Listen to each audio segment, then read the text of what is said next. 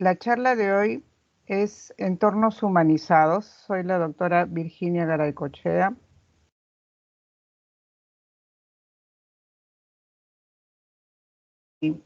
Soy actual jefa de la Unidad de Cuidados Paliativos Pediátricos del Instituto Nacional de Salud del Niño, presidenta de la Sociedad Peruana de Pediatría y vicedecana del Colegio Médico del Perú.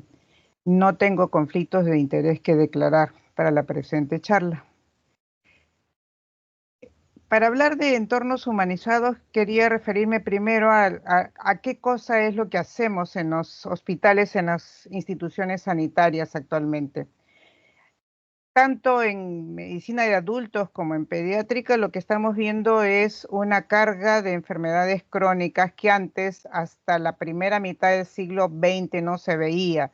¿Por qué? Porque hay una mayor esperanza de vida, hay un envejecimiento de la población, hay muchas enfermedades crónicas que se ven a consecuencia de esto y que son complejas y que por ser esta condición requieren una atención multidisciplinaria y un mayor uso de tecnología. De hecho, la tecnología ha incrementado tremendamente su uso dentro, su aplicación dentro de la medicina a partir de los últimos 30 años, por ejemplo.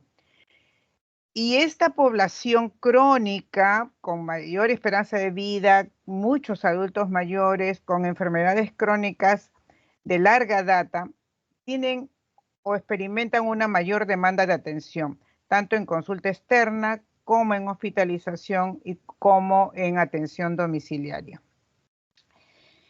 Eso es por un lado. Por otro lado es la visión que tenemos del hospital, de las instituciones sanitarias llamadas hospital. Generalmente los hospitales son sistemas cerrados, restringidos, ¿no? Porque ahí están los enfermos, el personal de salud que atiende y otros actores, pero seguro desde el punto de vista de bioseguridad, por ejemplo, ¿no? Donde se considera tradicionalmente que el personal de salud trabaja por vocación, o sea, una vocación de servicio que hace que escojan esas carreras y atienden a los pacientes. No necesariamente es así hasta estos tiempos. Con calidad y seguridad es un ideal, pero no necesariamente se cumple.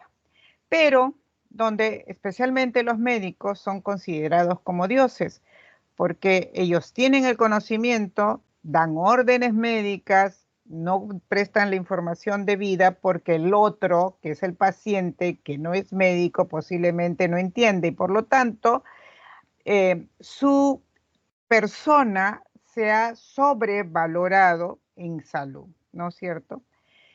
Donde también se consideran en los hospitales que se pueden resolver todos los casos.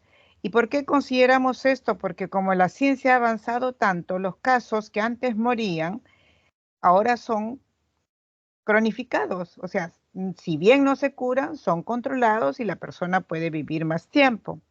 Si una persona sufre un accidente de tránsito muy complejo, entra a una UCI, le reparan los daños por ahí y puede sobrevivir posiblemente, pero puede sobrevivir con secuelas. Pues entonces, generalmente los pacientes por regla general raras veces se mueren y sobreviven, pero con estos problemas. Por otro lado, actualmente en los hospitales, en la gran mayoría en nuestro país, cuando entramos al hospital, por un lado te tratan la insuficiencia renal, por un lado te trata si es que tienes la complicación de diabetes, por otro lado si tienes hipertensión arterial te ve el cardiólogo, diabetes te ve el endocrinólogo, insuficiencia renal te ve el nefrólogo, y entonces tú no vas a un solo equipo de salud que te atiende y te sigue, sino vas a diferentes equipos de salud que te atienden. ¿Por qué? Porque los hospitales están organizados por especialidades.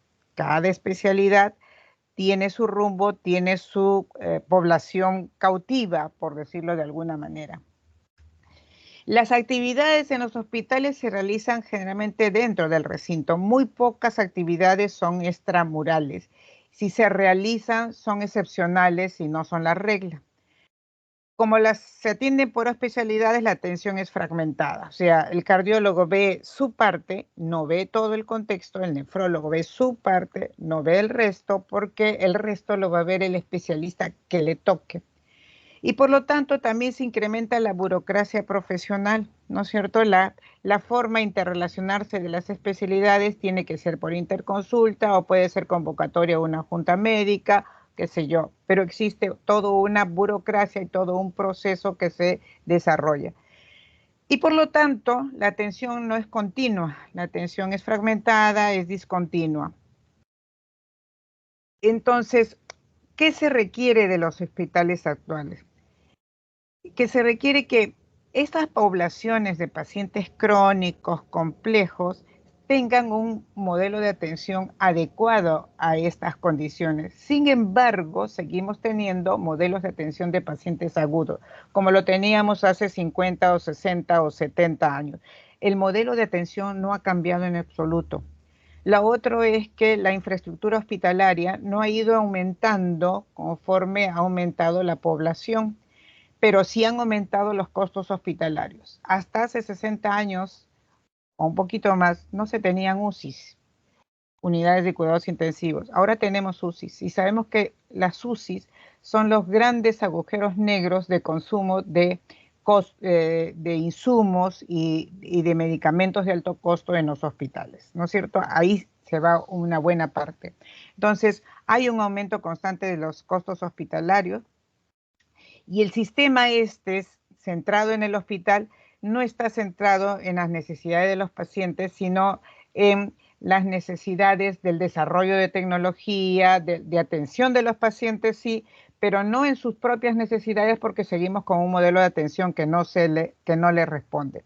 Por lo tanto, la atención es ineficiente, está duplicada, está descoordinada, está desintegrada entre profesiones, llámese médico, enfermera, nutricionista, psicólogo, farmacéutico, y entre especialidades médicas también de por sí, ¿no es cierto? Entonces, el médico no actúa en equipo con los otros profesionales de la salud ni con las otras especialidades que le correspondan a este paciente. Concluimos entonces que este es un modelo anacrónico donde la gestión sigue siendo tradicional, hay poca interacción con la comunidad. El ejemplo lo vimos durante el COVID-19 que nos demostró estas falencias, y tampoco hay comunicación con los mismos pacientes. Muchas veces los pacientes con la justa saben los diagnósticos, no saben por qué los tratamientos, y por lo tanto muchas veces la adherencia de los pacientes a los tratamientos no es buena.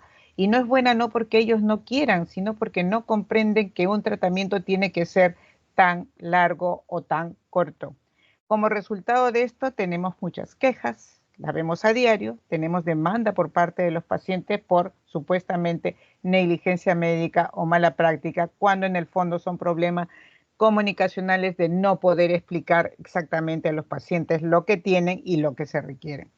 Y por el lado del profesional, personal insatisfecho, que se encuentra frustrado, y muchas veces, a consecuencia de eso, el personal es maltratador. ¿Qué ha cambiado con los pacientes? Los pacientes ahora tienen expectativas y necesidades, ¿no es cierto? Tienen exigencias de buen trato, de calidad en la atención, que se les brinde una buena atención, que se satisfaga sus necesidades y que se les trate bien. No se les trate como un ciudadano segunda, sino se les trate como un ciudadano digno que necesita la atención de salud que él requiere. ¿Y tiene mayores conocimientos e información? Sí, porque el gran Dios que tenemos en la práctica es el Dios Google. Si a un paciente le diagnostican hipertensión arterial y si no sabe nada, va a buscar al Dios Google y ahí va a encontrar todas las causas de hipertensión y todos los tratamientos, y entonces va donde su médico y le dice, ¿y por qué no me receta tal medicamento y por qué no me receta tal otro? ¿No es cierto? Entonces está mucho más demandante, demandan una atención integral, mucho más rápida, porque también hay tecnología que eso podría favorecer, segura, con información que le convenza, porque acuérdense que él ya le ha leído, ¿no? Él ya ha visto en la práctica, en el Dios Google, la información que necesita o la información que cree saber, y por ende necesita, y no necesita, sino exige participar en la toma de decisiones. Ya no es el paciente pasivo donde recibe las órdenes médicas y hace lo que el médico le ordena, sino es un paciente activo que interacciona, que pregunta y necesita respuestas.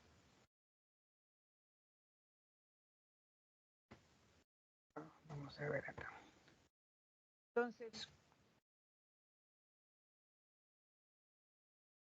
Entonces, vamos a ver un poquito las bases conceptuales de cuidado centrado en la persona, que es lo donde queremos llegar. ¿Por qué?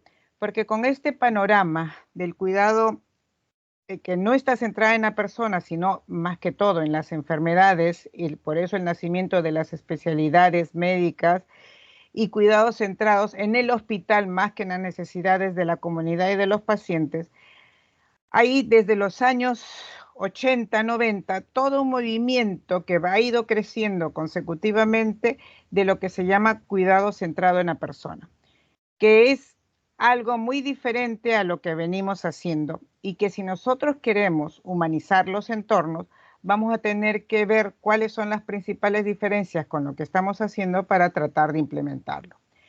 Hace algunos años se habló de atención centrada en el paciente y ahora estamos hablando de atención centrada en la persona.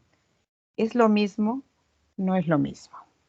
Como vamos a ver a continuación, hay diferencias. La medicina centrada en el paciente está referida a las interacciones médicas, o sea, el paciente atendido por la especialidad que va necesitando, orientada a los episodios de enfermedad. El paciente acude al hospital, lo atendemos y se va de alta.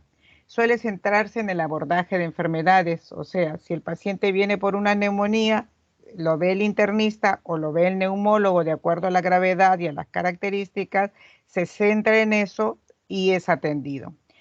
Y ve la comorbilidad como varias enfermedades crónicas simultáneas. O sea, si este paciente, que es un adulto mayor, que viene con una neumonía, lo ve el geriatra, lo ve el neumólogo, pero si además tiene hipertensión arterial, le hacen la interconsulta a cardiología, pero cada uno lo ve por su lado y no interaccionan como equipo para ver qué es lo que se puede hacer mejor por esta persona. La medicina centrada en la persona está referida a las interacciones a lo largo del tiempo, o sea, se ve al paciente a través de su trayectoria vital, a través de su biografía médica, vemos cómo son los episodios que se transcurren como experiencias vitales, contextualizamos cada uno de los episodios, vemos cómo la enfermedad es un fenómeno interrelacionado. Este paciente es un adulto mayor que ya tiene problemas pulmonares crónicos y por eso está haciendo una neumonía, por eso necesita ser visto además por tales y tales especialidades. Y considera la comorbilidad como una combinación de diferentes dolencias. Si bien es cierto, viene por algo, tiene una combinación porque en el contexto de esta persona es un adulto mayor, sufre de hipertensión arterial y que además tiene una neumonía, ¿no? En el sistema centrado en el paciente, los sistemas corporales se ven como diferenciados, por eso lo vemos fragmentados.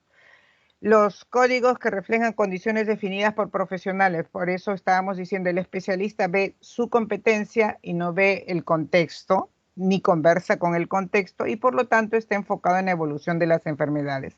En la medicina centrada en la persona, los sistemas corporales están interrelacionados, uno es consecuencia del otro. Los códigos influyen en las preocupaciones de las personas, qué cosa es lo que tengo y cómo me voy a solucionar, qué es lo que tengo que hacer para mejorar, y está enfocada, por lo tanto, esta medicina en evolución de las experiencias de salud y de enfermedad. Cómo tengo que hacer para no enfermarme nuevamente, cómo voy a prevenir para no enfermarme, cómo me van a tratar esto para no enfermarme nuevamente. Entonces hay una serie de estudiosos como George Engel que nos dice el enfoque biosocial del cuidado médico. esto como una parte del cuidado humanizado en salud, ¿no? Entonces, ¿qué es lo importante para él? Lo importante es la narrativa del paciente como el centro de la evaluación clínica. El paciente viene con una narrativa, te dice su enfermedad, te cuenta de su entorno, que todo eso va a influir en el resultado que tú estás viendo de la afectación de sus diversos sistemas corporales. Por lo tanto, reintegra los aspectos psicosociales, conductuales y el contexto social del paciente en la práctica clínica. Entonces, a esta persona ya no lo veo como un organismo aislado ni como un órgano enfermo, sino yo veo toda la integridad de la persona en su contexto, quién lo cuida, cómo está viviendo, cómo está reaccionando, cómo entiende su enfermedad en la práctica clínica para a partir de ahí yo tratarlo. ¿No es cierto? Entonces considera al paciente como una persona en su verdadera dimensión humana. Y entonces, la idea de reflexionar en esta charla es que deberíamos hacernos, básicamente, según Goethe y colaboradores, en 4 preguntas cuando atendemos a las pacientes, si es que queremos tener la medicina centrada en la persona. ¿Qué quieren los pacientes? ¿Qué clase de servicios demandan? ¿Qué es lo que valoran los pacientes?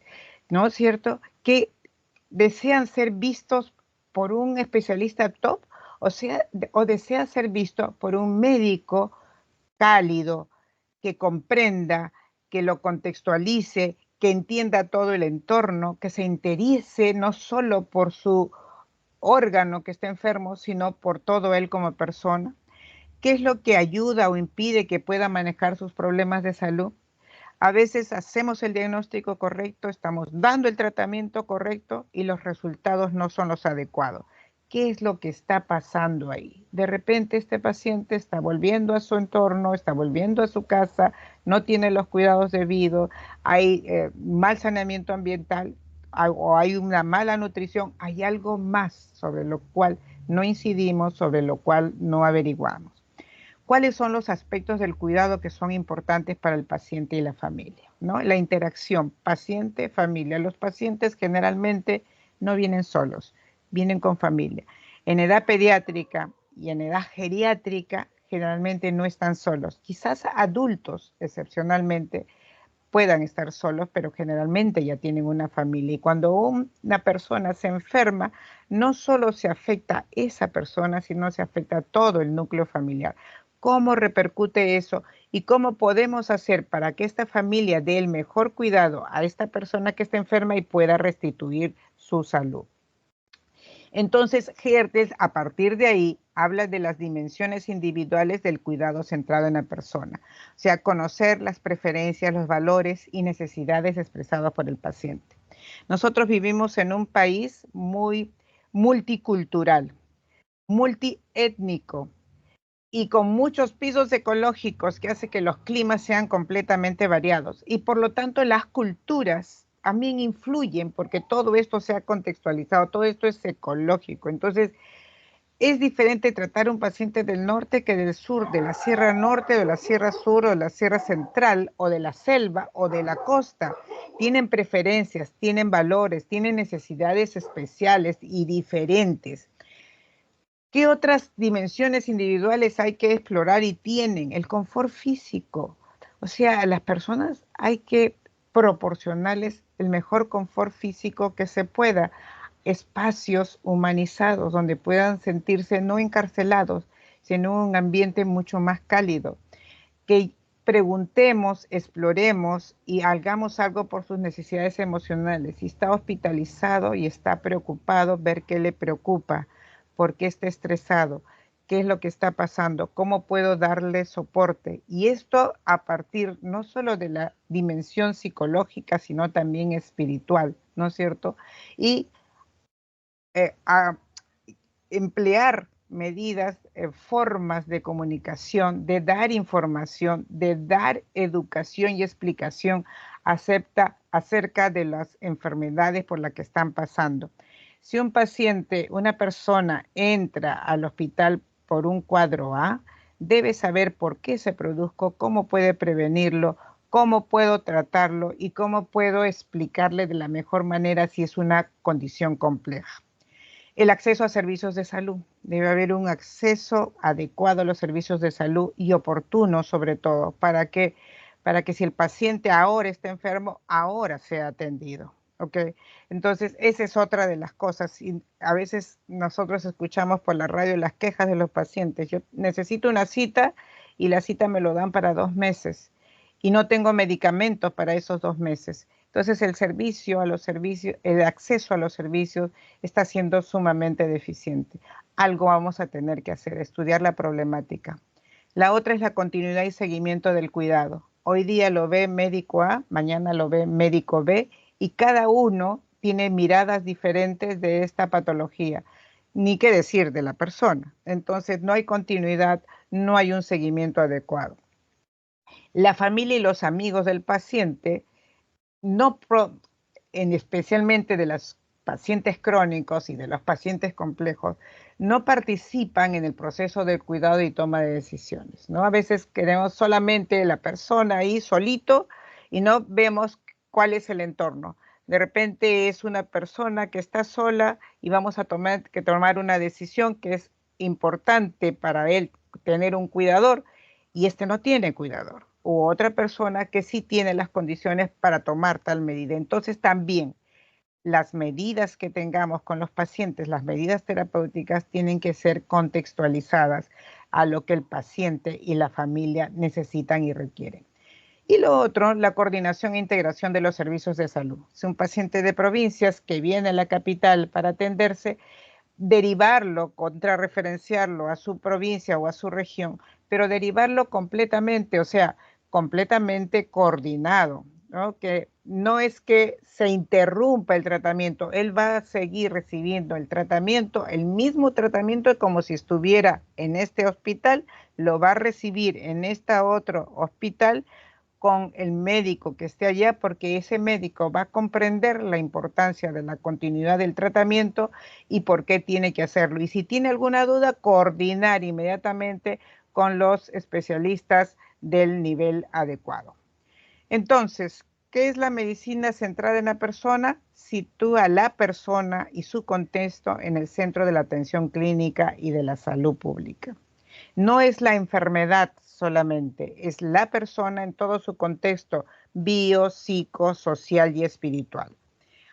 Por lo tanto, la medicina centrada en la persona articula ciencia y humanismo. Y volvemos a nuestros fueros antiguos. Cuando el médico pocas veces podía curar, siempre podía cuidar y consolar. Estamos volviendo a eso. ¿Por qué? Que era el humanismo. Antes era muy humanística y poco científica. Ahora tenemos mucha ciencia y nos despreocupamos del humanismo. Alejamos el humanismo como no necesario, pero vemos que el humanismo sigue siendo parte importante también del enfoque terapéutico. Entonces, articular los conocimientos y avances científicos con el humanismo dado a cada una de nuestras pacientes, a cada una de las personas. Promover una medicina de la persona para las personas, por las personas y con las personas. Entonces, la medicina centrada en la persona surge como una respuesta a aquellas deficiencias que hemos venido mirando por el enfoque reduccionista y amplía el marco de la medicina que estaba centrada solo en la enfermedad. Hemos pasado o estamos pasando del modelo biomédico que hasta ahora se mantiene en muchas de nuestras instituciones, que es reduccionista, reducido a cada órgano y sistema, especializado y súper especializado, con mucho avance tecnológico, muchas veces con multiintervencionismo, pero con una despersonalización institucional. El paciente es un número de historia, es un diagnóstico y dejó de ser persona. Pero tenemos que rescatar esta cuestión y volver al modelo biopsicosocial con una visión integral del paciente, de la persona. ¿Cuáles son los determinantes de tal modelo? Por ejemplo, acá hacemos una lista de aquellas cosas que pudieran cambiar para hacer un modelo más humano de nuestras instituciones sanitarias. Por ejemplo, la restricción de las visitas, ¿no? La restricción de las visitas, especialmente lo que es la familia muy cercana. En pediatría decimos que los papás no son visitas, los papás son papás de los niños. Por lo tanto, a los papás no podemos restringirle el acceso a estar al lado de sus niños, porque no son visita. Igual, si tengo un adulto mayor que tiene una hija cuidadora o un hijo cuidador, ese no es visita, ese es parte del componente de la persona, es su cuidador cercano. Entonces, el restringir estas visitas, que nosotros le decimos visita, es parte del modelo de humanizar. Los pacientes podrían determinar qué comidas y ropas usar en el hospital. A veces hago la comparación de los hospitales en general y del mío en particular con una película que se llama El niño de la pijama a rayas. Es medio cruel el ejemplo, pero creo que se presta. Si ustedes han visto la película o han leído la novela del niño en la pijama a rayas, es un niño en un campo de concentración nazi que tenía una ropa puesta estándar para todo el mundo y comía cuando comía a unas horas determinadas, ¿no? Bueno, cuando ingresa a un hospital una persona, le ponen un pijama, le dan de comer en horarios estrictos y pobre de que no coma en los horarios estrictos, se queda sin comer hasta el día siguiente. Y no puede escoger, no puede haber un menú donde escoja, ¿no? Y entonces ahí está, es otra de las cosas. Y puede ser que no le guste, y en niños y en ancianos vemos esto, no les gusta y dejan de comer y pueden desnutrirse por dejar de comer porque no están acostumbrados a ciertas comidas, especialmente con pacientes que vienen de diferentes regiones, ¿no? Nosotros teníamos pacientes venidos de la Sierra Sur que están acostumbrados a comer papa, oca, estas cosas y no arroz. Le servías arroz y para él no era importante y no les gustaba y no lo comían. Entonces, ver cuáles son estas variaciones, igual con pacientes de la selva, por ejemplo, ¿no? Los pacientes y sus familias deben participar en las visitas médicas, especialmente el cuidador principal, ¿no? Entonces, participar en la visita médica te hace comprender al cuidador qué es lo que tiene su paciente, cómo lo están curando, cómo lo están enfocando y puede dar información importante al equipo médico que lo está atendiendo, ¿no? Los pacientes deben participar en el diseño de los procesos y servicios de salud. Eh, Muchas veces decimos, pero ellos no saben nada de cuestiones hospitalarias. Sí, pero saben que esperar 2 horas para que le tomen una radiografía no es bonito, ¿no es cierto? Y que hacer ayunos desde el día anterior, cuando el ayuno podría ser más corto para un examen mucho más simple, es otra cosa. Entonces, hay que ver estas otras cuestiones que pueden ayudar a decir los tiempos, a mejorar los procesos y a que el paciente fluya de una manera más adecuada por el hospital. Las historias clínicas, que es la biografía médica de los pacientes, pertenecen a los pacientes, no pertenecen a los médicos, no pertenecen al hospital. La biografía es de la persona. Por lo tanto, la propiedad intelectual de eso está en la persona. Y este es un derecho que se lo hemos quitado, ¿no es cierto?, a las personas. La tecnología de toma de decisiones debe ser utilizada. Existe mucha información y metodología de cómo dar malas noticias, por ejemplo, y cómo proceder para la toma de decisiones. ¿Cuáles son los pasos que debemos hacer metodológicamente hablando para dar estas noticias y para tomar decisiones? Existe. O sea, tenemos que entrenarnos, tenemos que aprender. Las profesionales de la salud tienen que tener esto incluido dentro de sus estudios, tanto de pregrado como de posgrado, porque ahora no hay pretexto para que no lo sepan, ¿no? Otro ejemplo, las salas de operaciones deben ser basadas en diseños de teoría de colas más que en el diseño de conveniencia de los médicos. Los médicos operan tal día, hacen tales operaciones, tal día hacen tales otras operaciones y no consideran quién está más tiempo esperando las operaciones. Entonces, a esto se refiere la teoría de colas. Y la otra, los pacientes capaces de su autocuidado deben tener esta opción.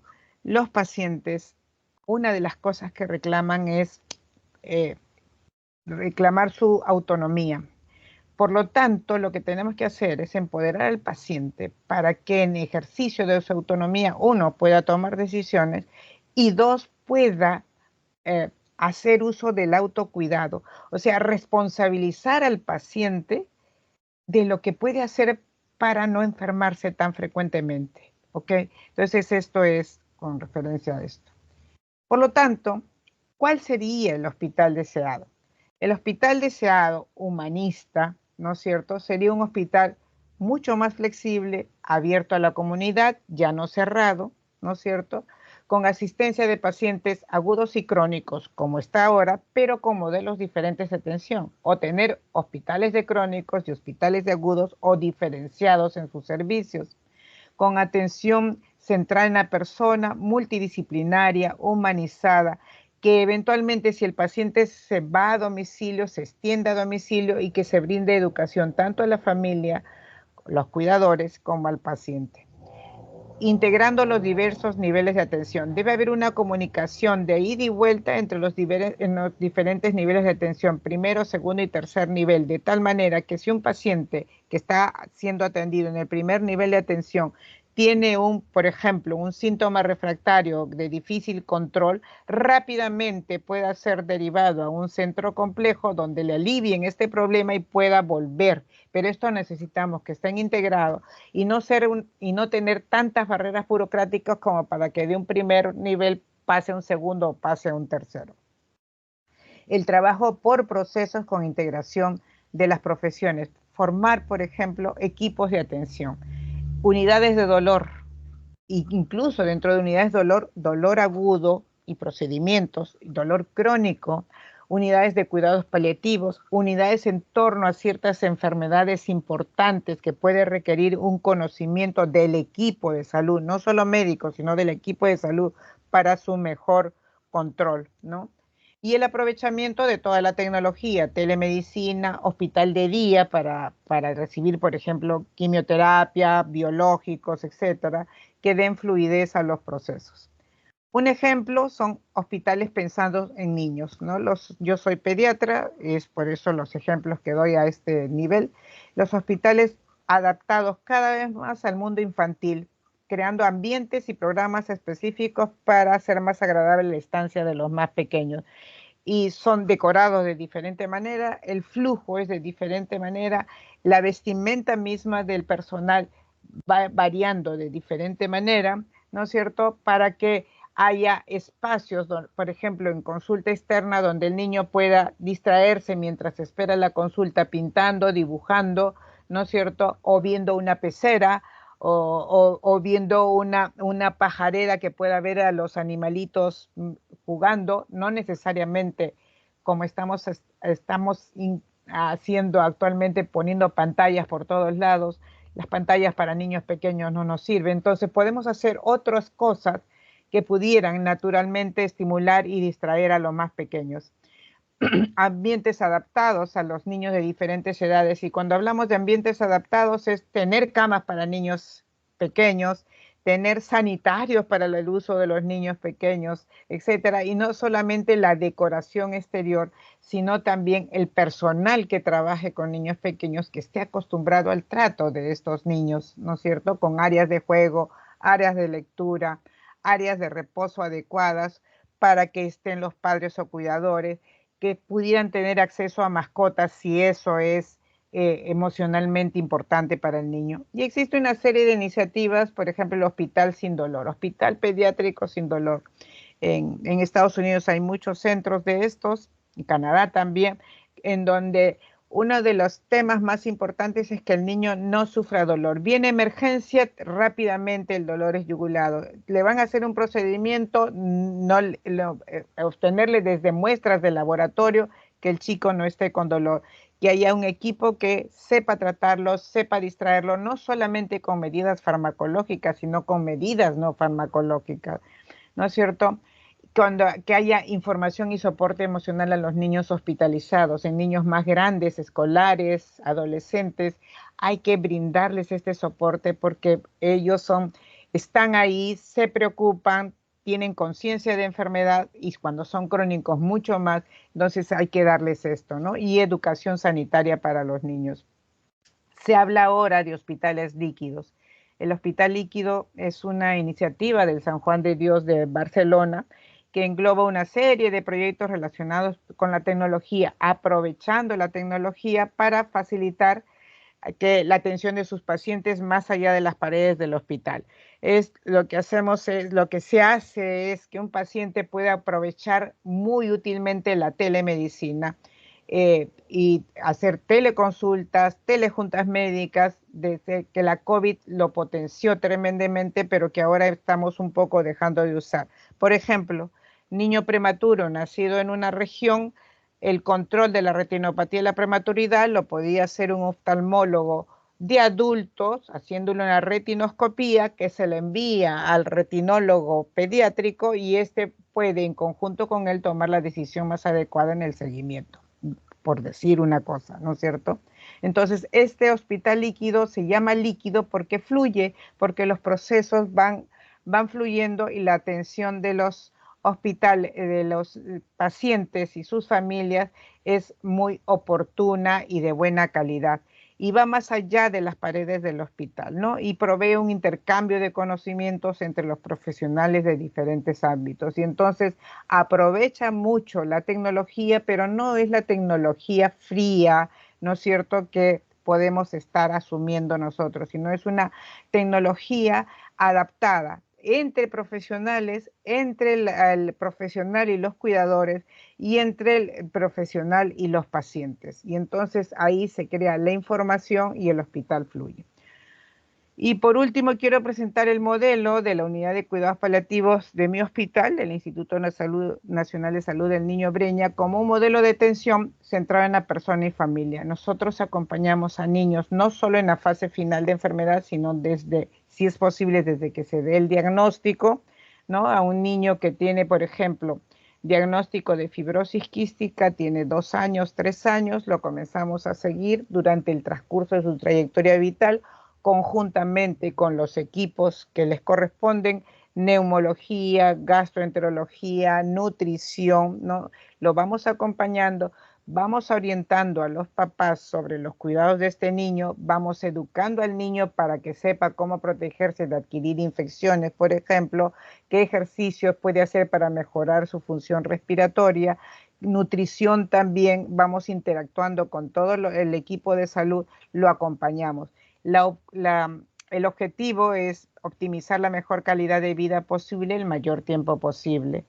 Y cuando el paciente ya se acerca hacia el final, interaccionamos con el paciente, los cuidadores y la familia en general, porque hay hermanos, abuelos, en la parte final de la vida, acompañamiento en el duelo y todo es a través de un trabajo en equipo.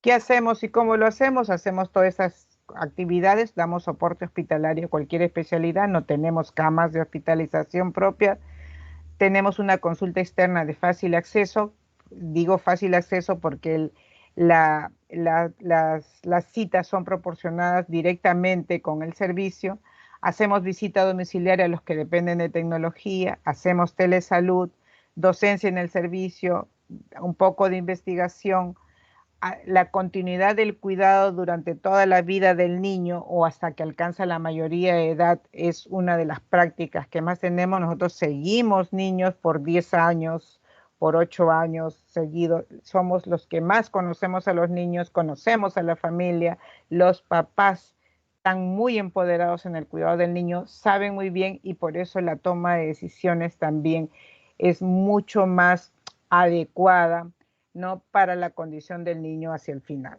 Tratamos el dolor, acompañamiento al final de la vida. Cuando el paciente va a pasar a un hospital de adulto, tratamos de facilitar la transición al hospital de adulto. Tenemos un programita de soporte respiratorio a domicilio y hacemos soporte en el duelo porque la muerte del paciente no termina nuestra relación con la familia, sino si la familia no lo permite y nos demandan, hacemos soporte en el duelo el tiempo que sea necesario. Hemos tenido familias que hasta 2 años o un poquito más de 2 años hemos seguido porque lo necesitaban. ¿Cuáles son los resultados? Un modelo de atención continua con un mejor conocimiento y seguimiento del niño y la familia, centrado en el niño a través de un trabajo de equipo, mejor calidad de vida y lo demostramos con menos hospitalizaciones, menos complicaciones, más sobrevida y participación en la vida familiar y comunitaria del niño, menor costo hospitalario y mejor calidad de muerte. Como reflexión final, ¿estaremos humanizando los hospitales entonces en base a todo lo que hemos conversado cuando consideremos las necesidades de los pacientes y su calidad de vida? Y acordarse que calidad de vida no la definimos nosotros, la define el paciente, la define en la medida en que él puede realizar su proyecto vital. Eso es calidad de vida. En la medida que un niño puede acudir, por ejemplo, a la escuela, aunque sea una escuela especial, le estamos dando calidad de vida. En la medida que un adulto pueda seguir trabajando, le estamos dando calidad de vida o tener una vida productiva. ¿Ok? Entonces, eso es. Cuando la organización responde a los problemas de salud de los pacientes y no a las especialidades, cuando se involucra al paciente en su autocuidado y seguridad, cuando se capacite y empodera a los cuidadores de pacientes con enfermedades crónicas, cuando se llegue a domicilio, sea por atención directa o por telemedicina, con un seguimiento adecuado, cuando con todo esto vamos a tener estancias más cortas en los hospitales solo para tratar problemas puntuales, cuando se tome en cuenta la opinión de los usuarios y se incorporan las políticas de calidad, cuando le preguntamos al usuario, ¿usted qué opina? ¿Cómo podría ser mejor? ¿Cuál es su necesidad? Y eso lo trasladamos y lo traducimos en políticas de calidad. Cuando realmente lo hagamos, comenzaremos a tener los hospitales humanizados. Cuando haya continuidad en atención por parte del equipo de atención, no de un especialista, no de dos especialistas, sino de un equipo de atención, y cuando trabajemos en red con los otros niveles de atención. Y esto es lo que quería compartir con ustedes, cuidando con el corazón. Muchas gracias.